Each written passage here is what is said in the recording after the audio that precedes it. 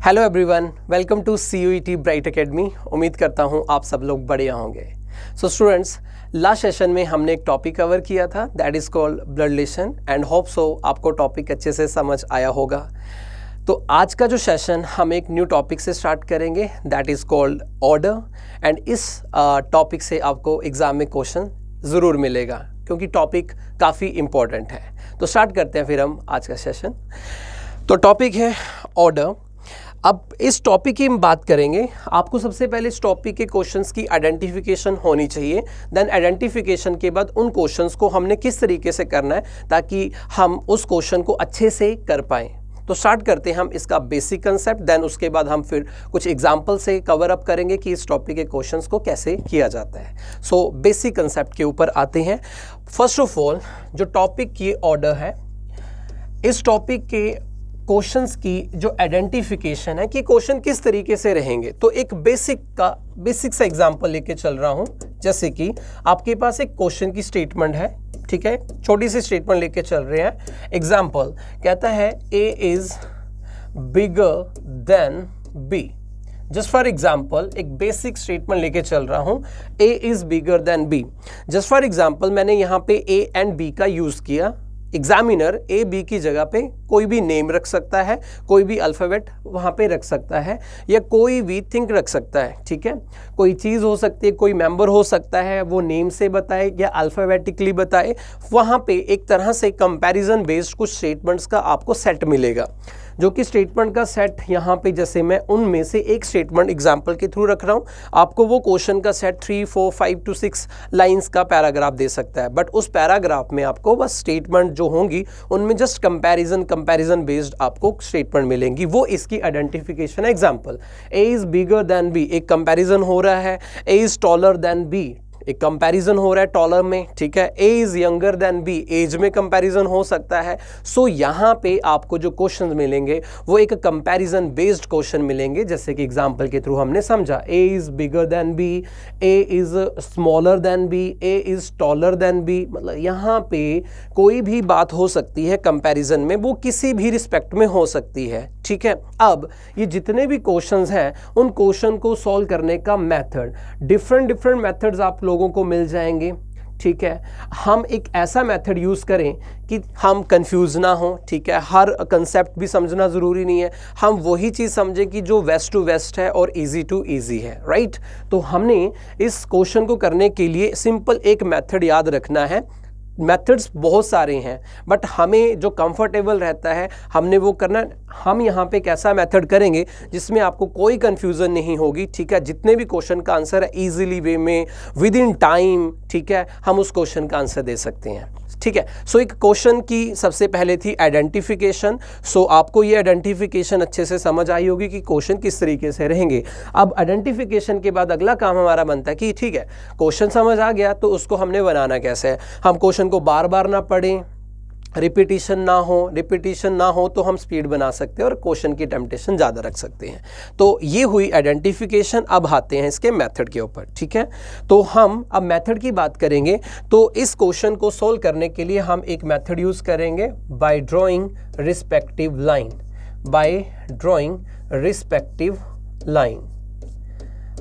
Basically हमने एक column arrangement को फॉलो करना है, ठीक है। ये इस मेथड का नाम है बाय ड्राइंग रिस्पेक्टिव लाइन। हमने क्या करना है, एक यहाँ पे लाइन ड्रॉ करनी है जो कि कॉलम में करनी है, ठीक है। एक कॉलम में करनी है, एक लाइन हमने यहाँ पे ड्रॉ करनी है, और ये जो क्वेश्चन करने हैं वो हमने कॉलम अरेंजमेंट में करने हैं, ठीक। उसके साथ यहाँ पे एक वर्ड आपको दिख रहा है, रिस्पेक्टिव, ठीक है। आप भी डेली लाइफ में कभी दो से ज़्यादा लोगों को कंपैरिजन करते हो, तो बेसिकली कंपैरिजन में 3 मेन चीज़ें सामने आती हैं जो कि बेसिक मेन चीज़ें होती हैं। जैसे कि कंपैरिजन में कोई बड़ा हो सकता है, कंपैरिजन में कोई छोटा हो सकता है, या कंपैरिजन में कोई बराबरी का हो सकता है। बेसिकली ये 3 तरह के कंपैरिजन हमें देखने को मिलते हैं। तो हमने क्या किया, जब भी किसी भी पैराग्राफ में किसी भी स्टेटमेंट में जिनका कंपैरिजन हो रहा है, तो आपने क्या करना है, एक लाइन ड्रॉ करनी है। और आपने लाइन ड्रॉ करने के बाद ये जो टॉप एंड है, इस टॉप एंड पे आपको वही बनाना है जो उस स्टेटमेंट के कंपैरिजन में बड़ा मेंबर है, और आपको बॉटम में वही मेंबर बनाना है जो रिस्पेक्ट में क्या है, छोटा। सिंपल सी बात है। कंपैरिजन स्टेटमेंट में आपको एक कॉलम अरेंजमेंट फॉलो करनी है। देन कॉलम अरेंजमेंट में जो रिस्पेक्ट में बड़ा है ऊपर और जो रिस्पेक्ट में छोटा है नीचे। ठीक है, तो आपको ये मेथड याद रखना है। तो जो चीज़ आपको लिखवाई जा रही है, जो मेथड है, आपको लिख लेना है। ठीक है, वीडियो स्टॉप करके आपने लिखते जाना है और साथ में प्रैक्टिस करते जाना है। राइट, सो जस्ट एग्जांपल से समझा। आइडेंटिफिकेशन, चलो आइडेंटिफिकेशन क्लियर होगी। तो मेथड हमने ये एक यूज़ करना है। काफ़ी मेथड है, सारे डिस्कस नहीं करेंगे। जो ईजी टू ईजी है हम वो यूज़ करें ताकि कोई कन्फ्यूज़न ही ना हो।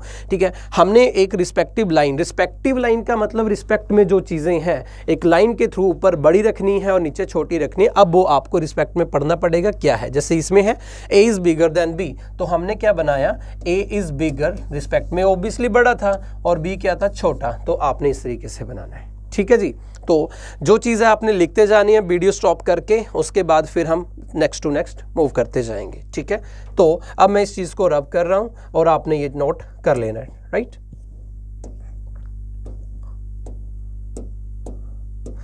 अब आते हैं हम एग्जाम्पल से। ठीक है, अब मेनली जो क्वेश्चन में स्टेटमेंट्स पूछी जाती हैं उनको पहले एग्जाम्पल से समझेंगे, देन प्रॉपरली फिर क्वेश्चन के ऊपर आएंगे। तो ये हुआ मेथड। देन मेथड के बाद अब मेथड अप्लाई कैसे करना है। ठीक है, तो सबसे पहला काम था कि हमें क्वेश्चन समझ आना चाहिए कि किस टॉपिक का है। फिर हमें ये क्वेश्चन की पहचान हुई तो आते हैं मेथड के ऊपर। मेथड क्लियर हो गया कि क्या करना है। अब मेथड अप्लाई कैसे करना है उसके लिए एग्जांपल बहुत ज़रूरी है। तो हम एग्जांपल लेके चलते हैं। आपके पास एक स्टेटमेंट है, एग्जांपल स्टेटमेंट में ऐसा लिखा है A is bigger than B but not so big as C. आपने साथ में लिखते चलना है, कॉपी पे नोट डाउन करते चलना है। ठीक है, ताकि चीज़ें आपको क्लियर होती रहें। ठीक है, तो a is bigger than b, video stop करके लिखते जाना, कोई प्रॉब्लम नहीं है। a is bigger than b but not so big as c। पहले हमने स्टेटमेंट को उतना रीड करना जितना समझ आ जाए, बहुत बेसिक सी चीज़ है। तो सबसे पहले a is bigger than b but not so big as c, तो पहले हम इसको बना लेते हैं a is bigger than b। हम पहला इतना पार्ट कवर कर लेते हैं। तो हमने ये समझा कि जो रिस्पेक्ट में बड़ा है ऊपर और जो रिस्पेक्ट में छोटा है नीचे। किसी भी रिस्पेक्ट में बड़ा हो ऊपर, किसी भी रिस्पेक्ट में छोटा है नीचे, वो आपको पढ़कर समझ आ जाएगा। ठीक है, तो a is bigger than b, फिर b के बाद लिखा but not so big as c। तो आगे ये कंटिन्यू हुआ पार्ट, जो कि ये पार्ट यहाँ पे क्या है, इस लाइन के साथ कंबाइन। और इन स्टेटमेंट्स को कहा जाता है कंबाइंड स्टेटमेंट, जो कि ग्रामर के रूल के अकॉर्डिंग आपको याद रखना है कुछ वर्ड्स, जो कि उस वर्ड की अकॉर्डिंग आपको ये बताता है कि वो बात किसकी होनी है, कंटिन्यूटी आगे। ठीक है, तो एक एग्जांपल जैसे मैंने यहाँ पे लिया तो आपने समझा है। ठीक है, यहाँ पे आपने याद रखना है, यहाँ पे स्टार लगा देता हूँ, ये ग्रामर के रूल के अकॉर्डिंग। सो पॉइंट ये है कि यहाँ पे कोई एक ऐसी स्टेटमेंट थी, जस्ट मैं ए और बी का एग्जांपल लेके चल रहा हूँ। ये ब्लैंक रखा, यहाँ पे बी, ए और बी के जगह पे कोई भी हो सकता है। ठीक है, कोई भी चीज़ हो सकती है, C D P Q R S, कुछ भी हो सकता है। तो यहाँ पे मैं ब्लैंक रख रहा हूँ, मतलब कोई बात हो रही है। एग्जाम्पल जैसे ये ए और बी के बीच में क्या है, बिगर देन, एक कंपेरिजन हो रहा है। तो आगे कंटिन्यू चलती रही स्टेटमेंट, पर याद रखना है कि आगे यहाँ पे मान लो वर्ड आ जाता है, वर्ड, या फिर क्या आ जाता है इसकी जगह पे एंड। तो आप लोगों को ये याद रखना है, बिकॉज ये एक रूल है और रूल आपको याद ही रखना पड़ेगा। तो रूल ये है कि जब भी व्हाट एंड की बात होती है तो जो उसी स्टेटमेंट में जब जहाँ पे व्हाट एंड है तो उसी स्टेटमेंट का पहला मेंबर कौन है, ठीक है, फर्स्ट पर्सन कौन है, बात हमेशा व्हाट एंड उसी की ही करेंगे। सो जब भी कंबाइंड स्टेटमेंट में व्हाट एंड की बात होती है, आपको लगता है कि ये कंबाइंड स्टेटमेंट है, तो उस टाइम पे ये व्हाट एंड करेंगे, हमेशा पहले मेंबर की बात बी की नहीं करेंगे, ए की कंटिन्यू करेंगे। तो यही रूल यहाँ पे अप्लाई कर लो। A is bigger than B बना, आगे था what not so big as C, चलता रहा स्टेटमेंट, तो यहाँ खत्म हुई है। अब यहाँ पे वर्ड क्या आया, व्हाट। अब आपको ये कि इस स्टेटमेंट में ये चीज़ आई, तो इस केस में स्टेटमेंट का पहला मेंबर कौन है, ए। तो ये जो वर्ड की जगह पे जो है वो कौन है, बेसिकली ए। ठीक है, याद रखना है ये रूल व्हाट एंड में। तो ए not so big as C, तो ए नॉट सो बिग एज सी का मतलब ए उतना बड़ा है नहीं कि जितना कौन है, सी। तो ये अरेंजमेंट बन गई अपने पास। उसके बाद वो कोई भी क्वेश्चन पुट कर सकता है। एग्जाम्पल कि आपसे कहता कि who is in the middle, आप अपना आंसर दे सकते हो ऑप्शन में ए। ठीक है, स्मॉलेस्ट कौन है, स्मॉलेस्ट का मतलब सबसे ही छोटा, तो हम आंसर दे सकते हैं बी क्योंकि अरेंजमेंट है। सबसे बड़ा कौन है, बिगेस्ट कौन है, तो आंसर आ जाता है सी। तो हम ये सारे क्वेश्चन के आंसर दे सकते हैं। बट क्वेश्चन की बात लग रही, सबसे पहला काम है कि हमें बनाना आना चाहिए अरेंजमेंट, कॉलम अरेंजमेंट कैसे, राइट। तो बड़ा ऊपर छोटा नीचे। एंड अब एक रूल आपने याद रखना है, व्हाट एंड कंबाइन स्टेटमेंट में लगता है तो पहले मेंबर की बात होती है, तो आपने ये लिख लेना है। ठीक है, तो मैं इसके साथ एक और स्टेटमेंट की एडिशन कर रहा हूं, तब तक आप इस चीज को लिख लें। ठीक है, वीडियो स्टॉप करके साथ साथ में लिखते जाना ताकि कोई भी चीज मिस ना हो आपसे। अब नेक्स्ट आते हैं, इसमें एक और स्टेटमेंट की एडिशन करते हैं। ठीक है, मैं इस स्टेटमेंट को वैसे का वैसे रहने दे रहा हूं, बट इसके साथ मैं ऐड अप कर रहा हूं एक और स्टेटमेंट। ठीक है, एक और स्टेटमेंट। तो नंबर 1 इसको दे देते हैं। अब एक और लाइन ऐड करते हैं सेकंड, और सेकंड है डी इज, अब ये नेक्स्ट एग्जांपल है तो इसको भी आपने साथ में नेक्स्ट इकट्ठा जोड़ना है। ठीक है, इकट्ठा लिखना है। D is bigger then E but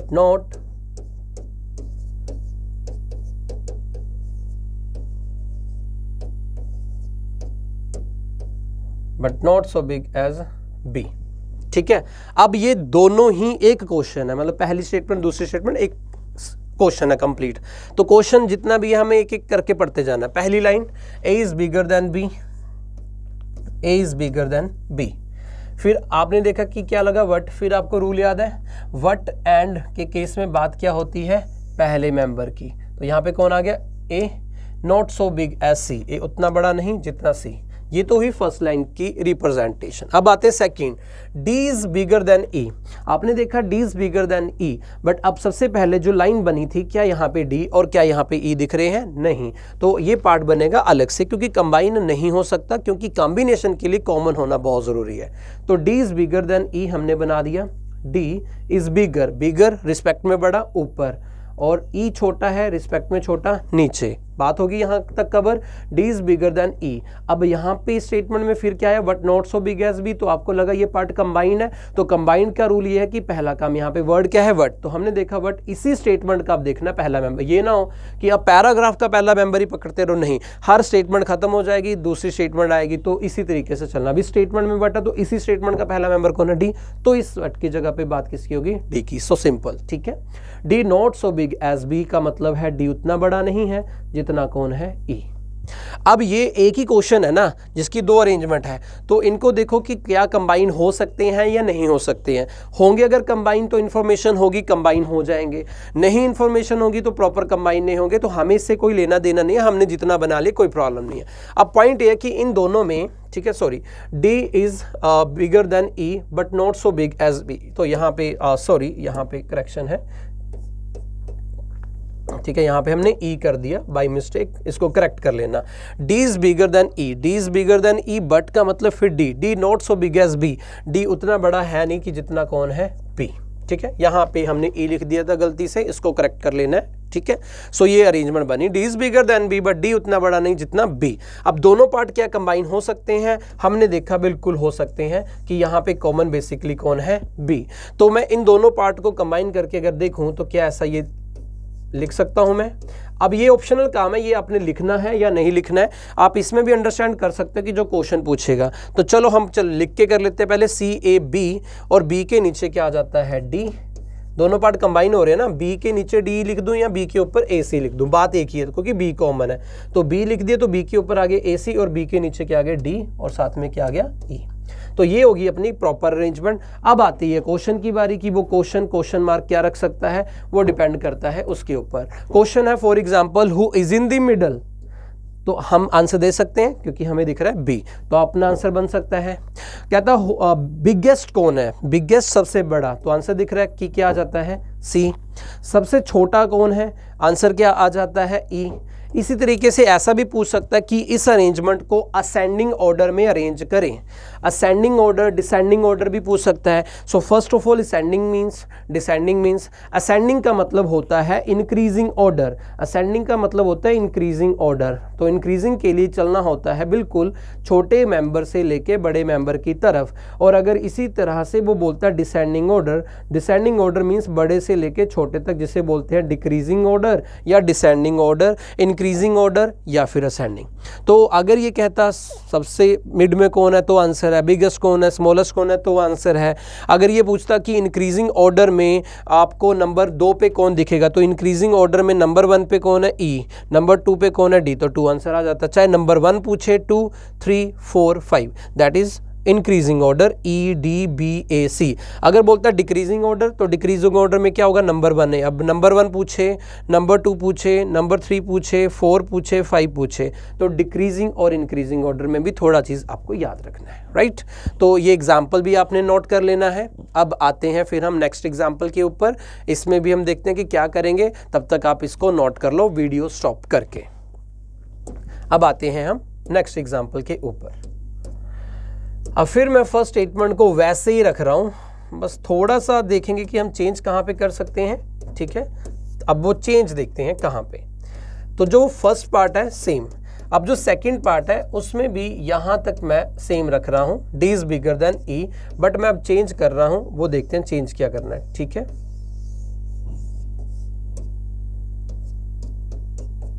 चलो अब इसमें एडिशन करते हैं। कहता है D is bigger than E, who is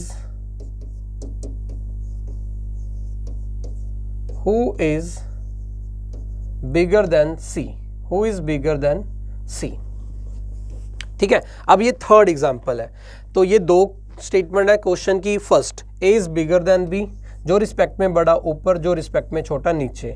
what not so big as C, तो वट के केस में बात होगी फर्स्ट की। तो A not so big as C, A उतना बड़ा नहीं जितना C। होप सो ये आपको अच्छे से समझ आ गया होगा। Next, D is bigger than E, combine नहीं हो रहा, अलग से लिखें। तो कहता है डी इज बिगर, बिगर ऊपर, स्मॉलर नीचे। आगे लगा है हु इज बिगर देन सी। ये कोई क्वेश्चन मार्क नहीं है कि आप बोलो कि हु एक क्वेश्चन पूछ रहा है, ठीक है। तो ये एक दूसरा रूल याद रखना है कि कंबाइंड स्टेटमेंट में आपको व्हाट एंड वर्ड मिलते हैं या हु, विच, हुम, हुज मिलता है, तो उस केस में आपको ध्यान में रखना है कि कैसे आपको याद रखना है कि कब किसकी बात होगी। तो पहला रूल, अगर व्हाट एंड है तो बात होगी पहले मेंबर की। दूसरा रूल, ऐसे ही एग्जाम्पल मैं कर दूं कि ए और बी का कोई कंपैरिजन हो रहा था, ए और बी जस्ट फॉर एग्जांपल है, कोई भी हो सकता है वहां पे, पर जैसे व्हाट एंड है तो बात पहले मेंबर की होगी। पर अगर व्हाट एंड नहीं है तो फिर क्या हो सकता है, अगर कहता है कि हु, ठीक है, यहाँ पे आ जाता है विच, ठीक है, who, which, whom, whose. Example के तौर पर जो ये WH वाले वर्ड्स हैं, अगर आपको लगता है कि कंबाइंड स्टेटमेंट में ये WH वाले वर्ड्स यूज हो रहे हैं, तो इस केस में बात इनके साथ वाले की होगी, जो कि हम बोलते हैं सेकंड पर्सन। ये आपने लिख लेना है और याद रखना है, बिकॉज ये इंग्लिश ग्रामर है एंड ग्रामर का रूल है, तो रूल आपको याद होने चाहिए। तो व्हाट एंड फर्स्ट मेंबर, क्योंकि रूल के अकॉर्डिंग स्टेटमेंट लिखी गई और हमें समझ नहीं आ रहा तो प्रॉब्लम क्रिएट होगी, बस हमें वो याद होगा तो प्रॉब्लम क्रिएट नहीं होगी। तो what and we talk about first person and then who, which, whom, whose, then we talk about second person. Simple सी बात है, हु, विच, हुम, हुज के जस्ट साथ कौन सी चीज़ है, मेंबर है, उसकी क्या बात हो रही है, उसी की हमने कंटिन्यू करनी है स्टेटमेंट। सो ये एग्जांपल था डी इज बिगर देन ई, बना दिया। आगे क्या आया, हु। अगर आपको लगता है कि यहाँ पे व्हाट एंड है तो हम डी की बात कर लेते, कोई प्रॉब्लम नहीं है, बट क्या है, हु। तो WH वाला वर्ड अब किसके साथ लगा है, साथ में कौन है, ई, तो ये हु उसकी बात करेगा, सेकंड मेंबर की। तो ये याद रखना है आपको, ठीक है। तो ई इज बिगर देन सी, तो ई बड़ा है ऊपर और सी छोटा है नीचे, ठीक है। तो ई इज बिगर देन सी, तो ये इस तरीके से हमने बना दिया। अब इसको कंबाइन करने की देखते हैं कि क्या ये कंबाइन हो सकता है कि नहीं। हाँ, हो सकता है, क्योंकि कॉमन बेसिकली हमें क्या दिख रहा है, सी। तो मैं इसको कंबाइन कर सकता हूँ क्योंकि कॉमन क्या है, सी। तो सी के ऊपर क्या है, ई और डी, तो ये हम बना सकते हैं, सी के ऊपर ई और डी। दूसरा, सी के नीचे क्या है, ए और बी, तो यहाँ पे आ जाता है ए और यहाँ पे आ जाता है बी। कंबाइन स्टेटमेंट होगी। अब बात आती है क्वेश्चन के ऊपर कि आगे क्वेश्चन पूछ सकता था who is in the middle, then answer क्या आ जाता है, C. Who is biggest, answer आ जाता डी। इनमें से सबसे छोटा कौन है, आंसर आ जाता बी। इंक्रीजिंग ऑर्डर बनाओ तो इंक्रीजिंग ऑर्डर आपको पता है कि सबसे छोटे से चलेंगे, तो इंक्रीजिंग ऑर्डर क्या बनेगा 1 2 3 4 एंड 5। और डिक्रीजिंग ऑर्डर बोलता तो बड़े से छोटे चलते तो 1 2 3 4 एंड 5। जो भी वो क्वेश्चन पूछेगा हम प्रॉपरली आंसर दे सकते हैं, हाँ पर ये कि जितनी इन्फॉर्मेशन हो उसके अकॉर्डिंग। तो ये थर्ड एग्जाम्पल भी आपने नोट करना है, ठीक है, और वीडियो स्टॉप करके इसको नोट करो, अच्छे से समझो, प्लस ये वाला जो आपको पार्ट है ये आपको ध्यान में रखने हैं क्योंकि ये ग्रामर का रूल है, ये आपको याद होने चाहिए, ठीक है। अब आते हैं हम फोर्थ एग्जाम्पल के ऊपर, ठीक है। इसको वीडियो स्टॉप करके आपने अच्छे से नोट डाउन कर लेना है ताकि कोई प्रॉब्लम ना रहे। अब आते हैं हम इसके नेक्स्ट एग्जाम्पल के ऊपर। सो नेक्स्ट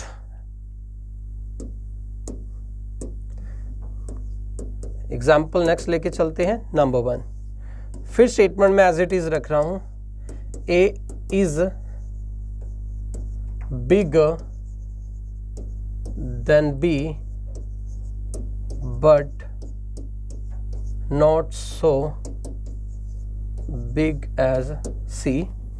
एंड सेकंड यहाँ पे रख रहा हूँ D is bigger than B, then complete। और क्वेश्चन है इनमें से आपको बताना है बिगेस्ट कौन रहेगा। तो हम एक पूरा क्वेश्चन की स्टेटमेंट का एग्जाम्पल बना रहे हैं, ठीक है। A is bigger than B और आगे लिखा है D is bigger than A is bigger than B but not so big as C, as it is D is bigger than B and then question। चलो पहले बना लेते हैं, एक एक स्टेटमेंट को पढ़ते जाएंगे और पार्ट्स में पढ़ेंगे, अंडरस्टैंड होगा। A is bigger than B बना लिया, A is bigger than B, जो रिस्पेक्ट में बड़ा ऊपर, जो रिस्पेक्ट में छोटा नीचे। फिर लगा वट, और आपको पता कि वट के केस में बात पहले मेंबर की होगी। Then A not so big as C, A not so big as C, तो A उतना बड़ा नहीं जितना C, तो C आ गया ऊपर। आगे D is bigger than B। अब D is bigger than B लिखा, इस लाइन में आपने समझा कि D B से क्या होगा बड़ा, और इस लाइन में पहले आपको B भी दिख रहा है जिससे बड़े A और C भी हैं। तो आपको यहाँ पे ध्यान से रखना है कि किस तरीके से स्टेटमेंट को रखा जाएगा। D is bigger than B कहता है D B से बड़ा है, और इस स्टेटमेंट से पहले B के बारे में हमें कुछ और इन्फॉर्मेशन है, वो ये कि B से बड़ा A भी है और C भी है। पर अब मैं D भी B से बड़ा बनाऊंगा तो मुझे D का A के साथ और C के साथ पता नहीं है, क्योंकि नो डाउट D B के ऊपर ही रहेगा। बट अब मैं इनमें से कहाँ रखूं, मुझे कंफर्मेशन नहीं है क्योंकि उतनी इन्फॉर्मेशन नहीं है, क्योंकि A के साथ कुछ पता नहीं है, D का ना C के साथ है। तो पॉसिबिलिटीज बनती हैं अब क्या कि अब D B से बड़ा है, वो मुझे पता नहीं कितना बड़ा है। हालांकि अगर उसने लिखा होता D is bigger than B but smaller than A, तो बात क्लियर होगी कि D B से बड़ा है और A से छोटा, तो इधर ही होगा कि बड़ा है, इतना बड़ा है, क्लियर हो गया। पर उसने ये नहीं बताया कि बड़ा है। अब हमें पता है कि बिगर है पर कितना मालूम नहीं, सो वो आपको सोचना है, ये चीज़ें आपको लेके चलनी है, इसीलिए इसको मेंटल एबिलिटी कहा जाता है, ठीक है। तो D is bigger than B यहाँ बनाऊँ, हो सकता है क्योंकि मुझे नहीं पता ना कितना बड़ा, पर अगर यहाँ ना हो के यहाँ रख दिया जाए तो भी इस लाइन को गलत नहीं किया जा सकता है, क्योंकि D is bigger than B satisfy तो हो रहा है। पर अगर यहाँ ना हो के मैं सी के भी ऊपर कहीं ना कहीं बना दूं, तब भी तो लाइन सेटिस्फाई हो जाती, जो ये लिखा हुआ है D is bigger than B। ऐसा इन जगह पे D को क्यों बनाया जा रहा है, क्योंकि D का B के साथ कॉम्बिनेशन बताया बट D का A और C के साथ कुछ मालूम नहीं है, तो इसलिए हमने सोचा कि शायद यहाँ हो सकता है, बट हाँ D नीचे नहीं हो सकता B के, तब ये गलत हो जाता। तो अब हमने जो लास्ट सेशन किया था, हमने वहाँ पे क्या चीज़ की थी कि ज़रूरी नहीं कि जो क्वेश्चन एग्जामिनर दे उसमें पूरी ही इन्फॉर्मेशन हो जो क्वेश्चन वो पूछ रहा हो। हाँ, जो क्वेश्चन पूछ रहा है उसकी पूरी इन्फॉर्मेशन है तो आंसर कंफर्म आएगा, और वो हम ऑप्शन में दे सकते हैं, और अगर नहीं मिलता है वो तो नन ऑफ दिस देते हैं, ठीक है। पर ऐसा एक क्वेश्चन पूछा जिस क्वेश्चन के लिए उसने जो इन्फॉर्मेशन दी वो पूरी नहीं थी, ठीक है। जब पूरी नहीं थी तो हम उस क्वेश्चन का आंसर देने के लिए फिर 4 प्रेफरेंसेस का यूज़ करते हैं, जो कि हमने लास्ट सेशन में डिस्कस किया था। नंबर 1 ईदर और, number 2 data inadequate, number 3 by option 1 possibility, and number 4 none of these. हाँ, अब ये जो है इसके लिए आपको फर्स्ट वीडियो रीजनिंग का कवर करना पड़ेगा ताकि आपको वो रूल अच्छे से याद हो, क्योंकि अब हम उसको ब्रीफली फिर से नहीं डिस्कस करेंगे, देन आप उसके लिए फर्स्ट जो हमारा वीडियो है रीजनिंग का वो कवर अप करें ताकि उसके साथ ये प्रेफरेंस यहाँ पे यूज़ हो। तो अब इसके बाद बिगेस्ट का आंसर देने के लिए मुझे जो भी ऑप्शन दिए जाएंगे वो जहां भी हों, बट हम सबसे पहले क्या यूज़ करेंगे, ठीक है, अब आपको समझ आ गया होगा। सबसे पहले क्या यूज़ करेंगे, रूल नंबर 1, इधर क्या बन रहा है, आंसर मेरा बिगेस्ट डी भी हो सकता है अगर सी से ऊपर डी हुआ, बट अगर डी यहाँ गया तो आंसर मेरा होगा सी। पर बात ये रही कि सी और डी में कौन होगा ये भी पूरी श्योरिटी नहीं हो रही है, बट सी और डी के अलावा कोई और हो जाए ये बिल्कुल नहीं हो सकता, ठीक है। तो इसका आंसर आया इधर सी और डी। ये आपको सबसे पहले ऑप्शन में ढूंढना है, क्योंकि अब एक ऐसा क्वेश्चन पूछा गया जिसके लिए पूरी इंफॉर्मेशन नहीं थी, कवर नहीं हुआ पूरा क्वेश्चन, इसलिए फिर हमने आंसर प्रेफरेंस के अकॉर्डिंग दिया और वो प्रेफरेंस हमने एग्जांपल से समझिए। और यहाँ पे भी हमने क्या करना, अब जो भी ऑप्शन दिए होंगे उनमें नंबर 1 ये ढूंढना है, इधर सी और डी। पर अब जो ये ढूंढा ये ऑप्शन में नहीं मिला तो हम रूल नंबर 2 पे आते हैं, जो कि रूल नंबर 2 हम क्या यूज़ करते हैं, डाटा इज रॉन्ग या डाटा इनएडिक्वेट या कैन नॉट बी डिटरमाइन या इंफॉर्मेशन इनसफिशिएंट, कोई भी चीज़ लिख सकते हो, मैं एक ही चीज़ लिख रहा हूँ, डाटा इज रॉन्ग या डाटा इनएडिक्वेट या information insufficient, can't say, can not be determine, इनमें से कुछ भी लिख सकता है, बात एक ही होगी। बट ये तब होगा जब ये ना दिख रहा होगा तो। पर अब बात ये कि ना 1 था तो हम 2 पे गए, 2 अगर हमने ढूंढा ऑप्शन में मिल गया तो ठीक है हम आंसर देंगे। पर हुआ ये कि नंबर 2 भी ना हो, तो फिर नंबर 2 भी ना हो तो हम 2 पे क्यों आए थे, क्योंकि 1 नहीं था। तो ठीक है 1 नहीं था 2 पे, अब 2 भी नहीं है तो ना 1 है ना 2, अब 3 पे आएंगे। तो 3 होता है by option 1 possibility, by option 1 possibility, 1 possibility. अब वो ये होनी चाहिए कि ये ऑप्शन तभी कर पाएंगे जब हमें सी दिख रहा है और डी नहीं दिख रहा है ऑप्शन में, तो हम सी चूज़ करेंगे, ये थर्ड के अकॉर्डिंग हो जाएगा। और अगर हमें सी नहीं दिख रहा है बट डी दिख रहा है तो हम ये यूज़ कर देंगे डी। पर अगर आपको सी और डी अलग अलग दिख रहे हैं तो ये यूज़ नहीं होगा, ना सी और डी हमें दिख रहे हैं अलग अलग तो भी यूज़ नहीं होगा। मतलब दोनों दिखें या दोनों ही ना दिखें तो ये थर्ड प्रेफरेंस तो यूज़ नहीं हो पाएगी। ये तभी हो पाएगी जब हमें दो में से एक ही चीज़ दिख रही हो, ठीक है। अगर ये होता है ऑप्शन में तो हम थर्ड के अकॉर्डिंग आंसर दे देंगे, बट अगर थर्ड भी ना है, ठीक है, तो फिर लास्ट टू लास्ट हम चले जाते हैं 4th नंबर पे, नन ऑफ दीज। तो ये आपको प्रेफरेंस याद रखनी है, पर ये प्रेफरेंस तब बनेगी जब जिस क्वेश्चन के आंसर आपके कंफर्म नहीं हो रहे हैं बट आपको लग रहा है कि ये पॉसिबिलिटी में ये चीज़ हो सकती है, ठीक है। तो इसके लिए ब्रीफली हमने पिछले टॉपिक में कवर कर रखा था। होप सो थोड़ा सा आइडिया आपको यहाँ पे भी लगा होगा। आपने ये भी एग्जाम्पल नोट कर लेना है और वो रूल याद रख लेना जिन लोगों को पिछला लेक्चर नहीं जिन्होंने कवर किया था, राइट।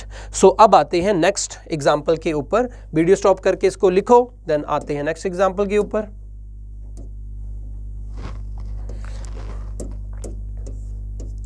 ठीक है, तो यहां पे अब थोड़ा सा चेंज और कर देते हैं।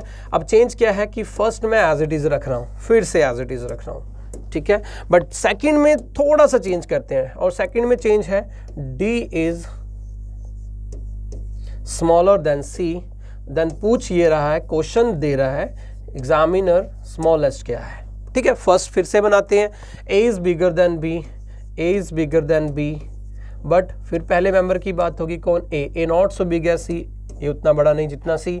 अगली लाइन पढ़ी थी डी इज स्मॉलर देन सी, इसका क्या मतलब हुआ कि डी सी से छोटा है। बट अब डी सी से छोटा है तो सी से छोटे आपको इस, अब ये लाइन बनाने से पहले देख लेना है कि आपको इसमें सी दिखा। अब सी से नीचे कौन है, ए, मतलब ए सी से छोटा है, बी भी सी से छोटा है बेसिकली, तो सी से नीचे और भी दो लोग छोटे हमें दिख रहे हैं। अब इस लाइन में बोला कि डी भी सी से छोटा है तो मुझे डी का ए के और बी के साथ कुछ मालूम नहीं है कि मैं कहाँ पे रखूँ। तो आपने यहाँ से क्लियर किया कि ठीक है प्रॉपर इन्फॉर्मेशन नहीं है तो मैं कहाँ रख सकता हूँ वो आपने सोचना है, इसे पॉसिबिलिटी कहेंगे। तो डी सी से छोटा है तो शायद यहाँ भी हो सकता है, शायद यहाँ भी हो सकता है, शायद यहाँ भी हो सकता है। अब क्वेश्चन पूछ लेता है, वो क्या बोलता है स्मॉलेस्ट। अब स्मॉलेस्ट का मतलब सबसे नीचे तो डी भी दिख रहा है, पर अगर डी यहाँ हुआ तो फिर आंसर बी दिखेगा और बी और डी में कोई एक आंसर रहेगा। तो हमने फिर रूल यूज़ कर लेना है क्योंकि कंफर्म तो आंसर हुआ नहीं, इसलिए पहले ऑप्शन में हम जाएंगे अब ईदर बी और डी, ईदर बी और डी। अब ऑप्शन में गए और आपको लगा कि ऑप्शन में नहीं दिख रहा है तो फिर हम सेकंड रूल देख लेंगे। सेकंड रूल है डाटा इनएडिक्वेट। अब वो ऑप्शन में ढूंढ रहे हैं, मिल जाता है दे देंगे, पर वो भी नहीं है तो हम 2 पे तो तब गए ना जब 1 नहीं दिखा, फिर 2 पे आए 2 भी नहीं दिखा, फिर 3 पे आ जाएंगे। अब हम ऑप्शन में ये देखेंगे कि हमें बी दिख रहा है और डी नहीं दिख रहा, तो बी आंसर टिक कर देंगे। बी नहीं दिख रहा, डी दिख रहा है, तो डी हम टिक कर देंगे, तो थर्ड रूल यूज हो जाएगा। बट हुआ ये कि जब 1 नहीं था 2 पे गए, 2 नहीं था तो 3 पे गए। 3 में क्या था, मान लो कि आपको बी और डी दिखे ही नहीं दोनों, या फिर दोनों थे, या दोनों ही नहीं थे, या दोनों थे, तो थर्ड रूल यूज नहीं हो पा रहा है। अब नन ऑफ दीज पे हम याद रखें, तो ये रूल याद रखना है ताकि हमें कोई प्रॉब्लम ना हो। अब होप सो आपको ये बेसिक कंसेप्ट विद एग्जांपल समझ आया होगा।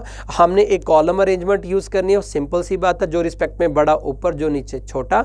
एंड व्हाट एंड की बात जब कंबाइंड स्टेटमेंट में हो, then we talk about first person याद रखना है, और हु विच हुम हुज आपको साथ वाले मेंबर की बात करनी है सेकंड पर्सन की, जो आगे कंटिन्यू करेंगे। एंड जब आपको पता नहीं है बड़ा है कितना मालूम नहीं, तो आपने सोचना है कहाँ तक हो सकता है, छोटा बताया है कितना नहीं मालूम है, सोचना है कहाँ तक पॉसिबल हो सकता है। जब क्वेश्चन का आंसर प्रॉपर आ जाए तो आंसर है, ठीक है, नहीं आए प्रॉपर तो रूल यूज करेंगे। इतनी सी बात हमने समझी है यहाँ पे अभी तक।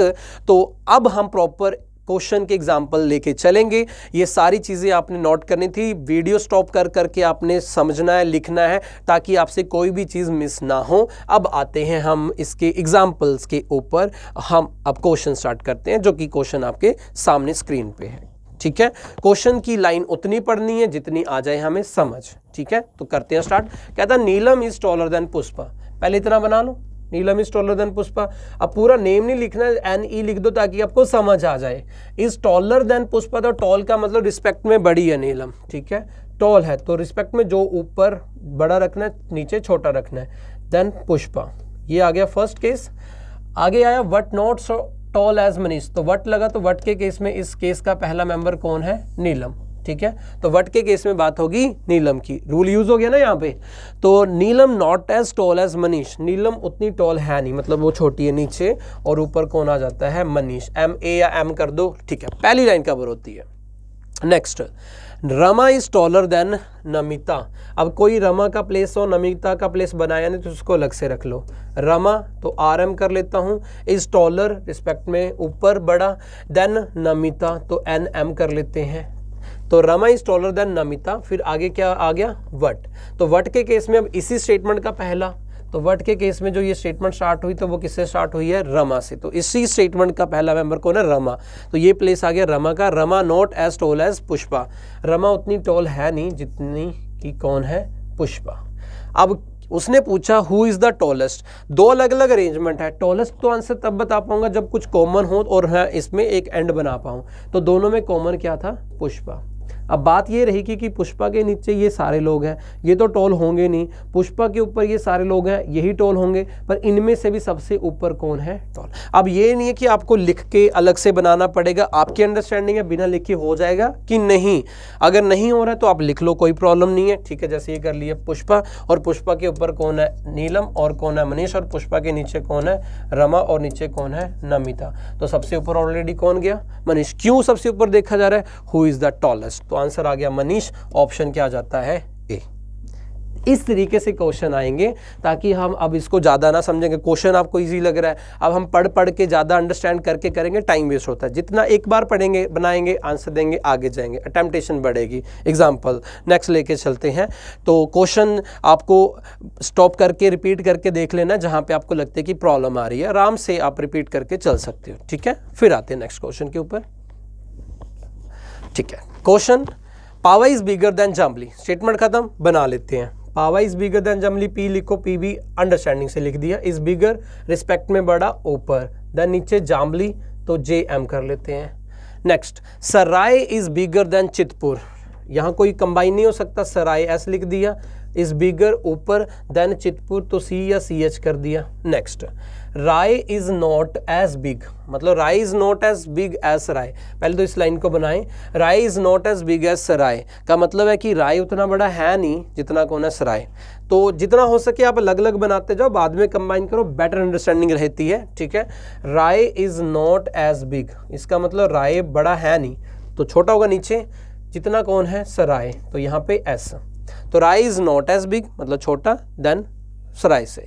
फिर क्या लगा यहाँ पे वट, अब इस लाइन में वट लगा तो इसी लाइन का पहला मेंबर आपको लग रहा है कि कौन है, राय, तो वट की जगह पे आ गया Rai. Rai is bigger than Jambli, Rai is bigger than, तो राय बिगर ऊपर रहेगा और नीचे कौन आ गया, Jambli. Simple, Rai is not as big as Sarai, Rai उतना बड़ा नहीं जितना सराय, फिर वट, वट के केस में राय इज बिगर ऊपर than Jambli. Next, Chitpur is not as big, Chitpur बड़ा नहीं है उतना जितना जाम्बली, चितपुर उतना बड़ा नहीं है जितना जाम्बली, तो चितपुर क्या होगा, छोटा, तो क्या रहेगा नीचे, तो चितपुर उतना बड़ा नहीं है जितना जाम्बली। चाहे इधर बना लो इधर बना लो, मैं इधर बना देता हूँ क्योंकि ज़्यादा मेंबर जुड़े हुए थे, वहाँ बनाना है वहाँ बनाना, कोई प्रॉब्लम नहीं है, ये आपकी कॉल है।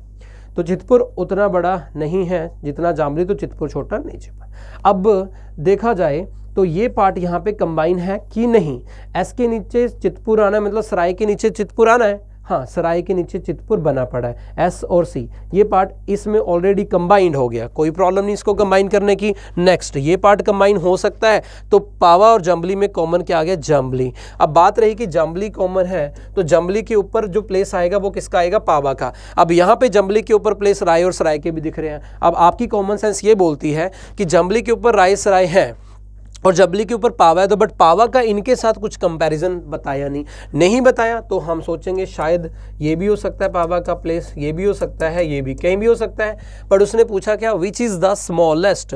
अब इनमें से सबसे छोटा कौन है, वो तो आंसर हमें दिख रहा है C, and C stands for Chitpur, तो इसका आंसर डायरेक्टली आ जाता है B option, right. So next question के ऊपर आते हैं, इस क्वेश्चन को अच्छे से समझना है आपने, देन उसके बाद नेक्स्ट चलते हैं। थर्ड क्वेश्चन है, out of the 5 friends the age of Deepak is in the middle. कहता है कि लॉ कितने हैं, 5, और 5 में जो दीपक की एज है वो सबसे मिडल है, मतलब कि अब भाई खाली 5 प्लेस अगर मैं बनाऊं, क्योंकि 5 प्लेस ही आएंगे इसलिए, क्योंकि बात ही 5 लोगों की हो रही है। आउट ऑफ द 5 फ्रेंड्स, 5 दोस्तों में, द एज ऑफ दीपक, उन 5 में एक नाम है Deepak, is in the middle, is in the middle, तो ये प्लेस किसका आ गया, दीपक का। अब पूरा नाम वैसे लिखने की जरूरत नहीं है, डी लिख सकते हैं, ठीक है। Next, Kamal is the youngest, youngest मतलब यंगर होता है छोटा, एल्डर या ओल्डर होता है बड़ा, यंगेस्ट मतलब छोटों में भी सबसे छोटा, एल्डेस्ट या ओल्डेस्ट एज में सबसे बड़ा। कमल इज द यंगेस्ट का मतलब ये जो सबसे नीचे वाला प्लेस है ये किसका आ जाता है, कमल, क्योंकि सबसे ही छोटा एज में। अलका इज ओल्डर देन नयन, कहता कि अलका जो है ओल्डर देन नयन का, अलका की एज जो है वो नयन से बड़ी है, अब कितनी बड़ी होगी पता नहीं है, तो ये प्लेस अब मैंने अलग से लिख दिया, अलका इज ओल्डर, रिस्पेक्ट में बड़ा ऊपर, रिस्पेक्ट में छोटा नीचे, Alka is older than Nayan. Next, तीसरी line, Mohan is younger, Mohan is younger का मतलब मोहन छोटा एज में, एज कंपेयर्ड किया गया था किससे, दीपक से, कि दीपक की एज से मोहन छोटा है, तो दीपक का प्लेस आपको ये दिख रहा है और दीपक से छोटा मोहन है। अब दीपक से नीचे तो वैसे ही 2 प्लेस थे और उन 2 में सबसे नीचे वाला प्लेस कमल का था, तो यही प्लेस बचा जो कि हम इसका रखेंगे फिर मोहन का, और कहीं पे बन नहीं सकता क्योंकि मोहन की एज दीपक से छोटी है। क्लियर, बाकी 2 प्लेस खाली बचे, 2 डिफरेंट नेम आपको दिख रहे थे, अलका और नयन, बट ऐसे है कि नयन के ऊपर अलका, बट ये 3 प्लेस में कहीं नयन और अलका नहीं है, तो ये प्लेस हम ऑटोमेटिकली किसका बना लेते हैं, नयन, और ऊपर क्या जाता है, अलका, क्योंकि यही ऐसा फिट होगा, नहीं तो हो नहीं सकता है, ठीक है। तो Mohan is younger as compare to Deepak, आगे ना भी पढ़ते तब भी अरेंजमेंट बन गई, पर पढ़ें Deepak is younger as compare to तो दीपक छोटा है नयन से, बिल्कुल बना पड़ा है। कहता who is the eldest, eldest का मतलब एज जितनी भी है उनमें सबसे ऊपर एज किसकी है, अलका की, तो आंसर आ जाता है A option, Alka, right. Question बिल्कुल इजीली वे में आप समझ रहे हैं, ठीक है। ध्यान रखना कि क्वेश्चन में गलती ना हो, क्योंकि बहुत इजी क्वेश्चंस हैं, गलती नहीं करनी हमने। आगे नेक्स्ट क्वेश्चन के ऊपर आते हैं, थोड़ी और प्रैक्टिस करते हैं इन क्वेश्चंस की। नेक्स्ट क्वेश्चन, ठीक है। क्वेश्चन आपने स्टॉप करके चाहे पहले खुद करो फिर मेरी एक्सप्लेनेशन देखो, ताकि दोनों चीज़ें अच्छे से आपको समझ आ जाएं कि हम पहले क्या कर रहे हैं, फिर हमसे गलती है तो हम उसको समझेंगे। जैसे अभी मैंने क्वेश्चन दिया तो हर क्वेश्चन ऐसे ही करना है आपने, पहले स्टॉप कर लो वीडियो, खुद बनाओ, आंसर बनाओ, फिर उसके बाद एक्सप्लेनेशन देखनी है, तो इसी तरीके से अच्छे से प्रैक्टिस हो जाएगी। तो नेक्स्ट क्वेश्चन है, इन अ ग्रुप ऑफ 6 स्टूडेंट्स, कहता है कि ग्रुप है 6 स्टूडेंट्स का, जो कि ये P Q R S T and क्या है U, ठीक है। ये जो 6 लोग हैं, 6 स्टूडेंट्स हैं, each one having different height, इन सब की हाइट क्या है, डिफरेंट, इन सब की हाइट क्या है, डिफरेंट। एग्जाम्पल जैसे कि ये 6 प्लेस है, 1 2 3 4 5 एंड 6। ये जो 6 स्टूडेंट्स हैं, ईच वन, हर एक की हाइट है, बट हर एक की हाइट डिफरेंट है, किसी की हाइट सेम नहीं है क्योंकि वर्ड क्या लिखा गया, डिफरेंट। तो 6 के 6 प्लेस अपना ऐसे ऑर्डर बनाएंगे जैसे भी बनाएंगे। स्टार्ट हुआ, P is taller than T but not as tall as U. But मैं कहाँ पे बनाऊँ इसको, यहाँ नहीं बना सकता क्योंकि कन्फर्मेशन, इसको साइड में बनाया। कहता P इज टॉलर, रिस्पेक्ट में बड़ा ऊपर, इज टॉलर देन T। फिर क्या लगा, वट, तो वट के केस में पहले मेंबर कौन है, P, तो यहाँ पे आ गया P not as tall as U. P उतना टॉल है नहीं तो छोटा होगा नीचे, और किससे, U से, ऑब्वियसली U बड़ा हो गया। ये इस लाइन की अरेंजमेंट बन गई, कैसे फिट होगी मालूम नहीं, इसको अभी नहीं बनाया इसलिए साइड में बनाया, राइट। नेक्स्ट लिखा है Q and U are not the tallest. बोलते हैं इन 6 स्टूडेंट्स में जो ये 2 लोग हैं, एक Q और एक U, ये टॉलेस्ट नहीं है। मतलब ये जो प्लेस है, ये आपको ध्यान में रखना, एक तो ना तो होगा वो Q का, और ये ना ही किसका होगा, U का। आउट ऑफ 6 Q और U कैंसिल हो गए, टॉलेस्ट में बचे 4 वो हो सकते हैं, वो देखेंगे बाद में। एंड और also R is the shortest, तो इसमें तो साफ बोल रहा है कि और R जो है वो इनमें सबसे छोटा है, तो इनमें सबसे छोटा सबसे नीचे, तो ये प्लेस किसका आ गया, R का। तो कहता है हु इज द टॉलेस्ट, उन 6 में टॉलेस्ट कौन है, सबसे ऊपर कौन है। देखो 6 लोग हैं, तो 6 लोगों में सबसे ऊपर कौन जाएगा, मतलब इस प्लेस पे बताना है कौन आएगा। सबसे पहले कि P Q R S T और U में इस जगह पे क्यों नहीं आएगा, देखो इससे Q कैंसिल हो गया, साफ सिंपल सी बात है। फिर U भी नहीं होगा टॉलेस्ट, तो U भी क्रॉस हो गया। बचे कितने, P R S T, 4 ही लोग बचे। अब इस जगह पे R भी नहीं हो सकता क्योंकि R तो सबसे ही क्या है, छोटा, जो सबसे छोटा वो टॉलेस्ट नहीं हो सकता, R कैंसिल कर सकता हूं मैं। बचा कौन, P S और T, P S और T। अब देखो ये जो है U, ये जहां कहीं होगा उसके तो नीचे ही P और T होने चाहिए। जब उसने कहा कि U टॉलेस्ट है ही नहीं, जब U टॉलेस्ट है ही नहीं तो फिर कभी P भी टॉलेस्ट नहीं हो सकता। क्यों, क्योंकि T के ऊपर क्या आना है, P, और P के ऊपर किसने आना है, U नहीं, और U टॉलेस्ट नहीं है, उसने लिखा हुआ है। जब U टॉलेस्ट नहीं है तो फिर P तो U से छोटा था, वो वैसे ही टॉल हो सकता है, तो P भी कैंसिल हो गया, और T P से भी छोटा है तो ये भी कैंसिल हो गया। तो लास्ट टू लास्ट हम क्या देख पा रहे हैं कि एक ही मेंबर बचा, जो बचा कौन, S। अब आपको लग रहा है कि सर वो अरेंजमेंट नहीं बनी, ज़रूरी नहीं है। मैंने ये कहा कि हर इन्फॉर्मेशन आपको कंप्लीट, क्वेश्चन के अकॉर्डिंग जो चीज़ मिल रही है कंप्लीट, उसका आंसर आ रहा है, कोई प्रॉब्लम नहीं आ रहा तो रूल यूज़ कर लेंगे। ऐसा नहीं कि हर एक क्वेश्चन की एक लाइन पूरी बनेगी, ये तो एग्जामिनर के ऊपर डिपेंड करता है कि वो क्या दे रहा है और कैसे पूछ रहा है। जितना उसने पूछा उसके लिए सफिशिएंट डाटा था, आंसर क्या आ जाता है, C। ठीक है, तो Q U बड़े होंगे नहीं, इसलिए मैंने Q U क्रॉस कर दिया, R बड़ा नहीं है, R क्रॉस कर दिया, P S T बचा, तो U से नीचे P T थे इसलिए P T कैंसिल हो गया, तो S बचा, इसका आंसर आ गया B ऑप्शन। ठीक है, तो क्वेश्चन का आंसर बी था। एंड नेक्स्ट क्वेश्चन के ऊपर आते हैं, लास्ट क्वेश्चन के ऊपर। ये आपने पहले खुद बनाना है, फिर उसके बाद एक्सप्लेनेशन के ऊपर आते हैं, फिर मैचअप करते हैं, सही हुआ गलत हुआ। कहता है कि 6 students P Q R S T and V। ये V नहीं है, इसको आपने U कर लेना है। ठीक है, यहाँ पे मैं ये U कर लेना है। ठीक है, जस्ट करेक्शन है, तो आपने इसको कर लेना है U। ये मेंबर है U, P Q R S T and U है, V नहीं है। P Q R S T and U are the top 6 rankers of the class. कहता है कि 6 स्टूडेंट्स हैं, ये 6 रैंकर्स हैं, टॉप 6 रैंकर्स हैं क्लास के, and no 2 persons got the same rank.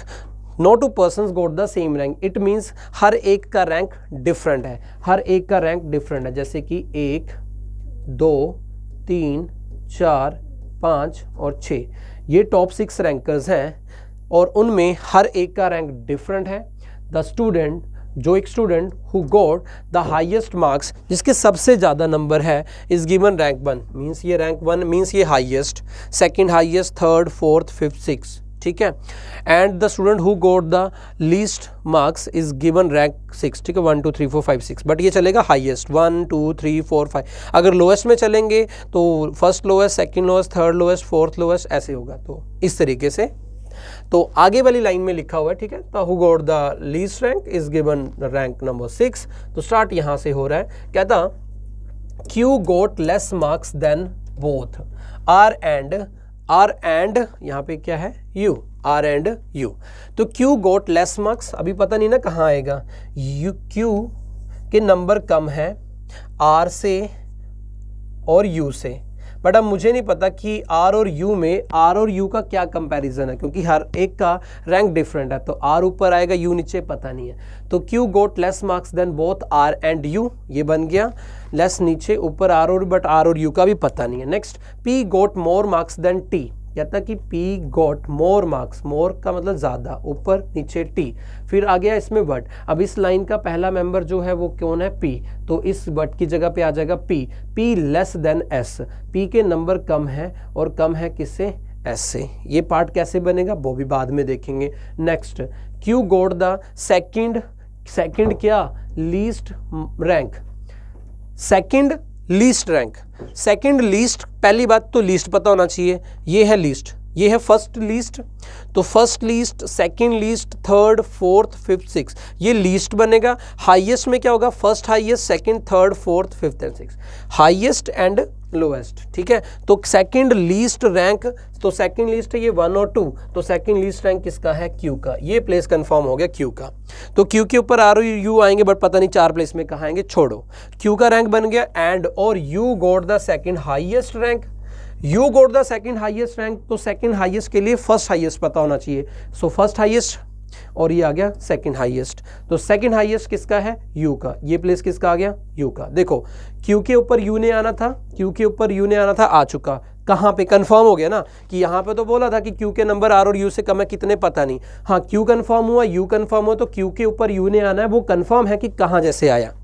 But अब क्यू के ऊपर आर ने भी आना है, वो देखेंगे कहाँ आएगा। नेक्स्ट लाइन पढ़ते हैं, R got less marks, R के नंबर कम है, आर के नंबर कम है। ये देखो आर यहाँ लिखा हुआ है मैंने, ये आर के नंबर कम बोलता है तो नीचे R got less marks than P, तो लेस मार्क्स देन पी, तो ये प्लेस किसका आ गया, पी का। तो आर के नंबर कम है नीचे, और किससे, पी के। देखो अब क्यू के ऊपर यू ने आना था, आ चुका। ये अरेंजमेंट मैं साफ साफ बनाऊं तो क्या बन रही है, ये क्यू है, ठीक है। ये अरेंजमेंट अलग से बना रहा हूँ यहाँ पे, कि ये प्लेस अगर क्यू का आ जाता है तो क्यू के ऊपर प्लेस मुझे किसका दिख रहा है, आर का, और आर के ऊपर मुझे प्लेस किसका दिख रहा है, पी का। और यहाँ पे मुझे लगा पता, ठीक है, यहाँ पे देखो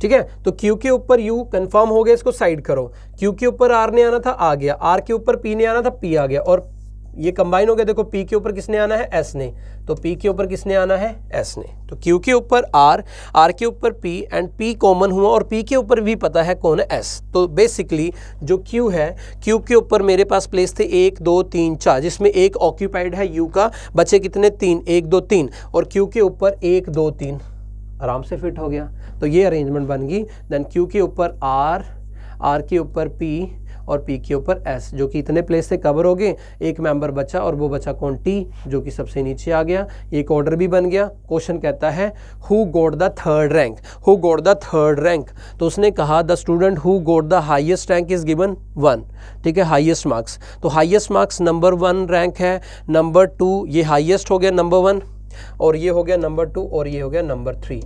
तो थर्ड रैंक जो किसने लिया है, वो किसने लिया है, पी ने। Who got the third rank, वो आ गया पी, और पी ऑप्शन में आ गया सेकंड ऑप्शन, ठीक है। सो ये था टॉपिक ऑर्डर, ठीक है। क्वेश्चन अच्छे से आपने रख लेना है। तो सेकंड टॉपिक जो हमने कवर किया आज, ऑर्डर का, ठीक है, इसकी प्रैक्टिस करना है। जिन्होंने आज ये वाला वीडियो देखा, पिछला वीडियो मिस है, पहले उसको कवर करें ताकि कंटिन्यूटी में हो। एंड इस चैनल को आपने सब्सक्राइब कर लेना एंड शेयर करना जितना हो सके, ताकि कोई भी अपकमिंग अपडेट आप लोगों से मिस ना हो। जल्दी से फिर हम एक नेक्स्ट टॉपिक लेके आएंगे, ठीक है। तो तब तक के लिए take care, thank you so much.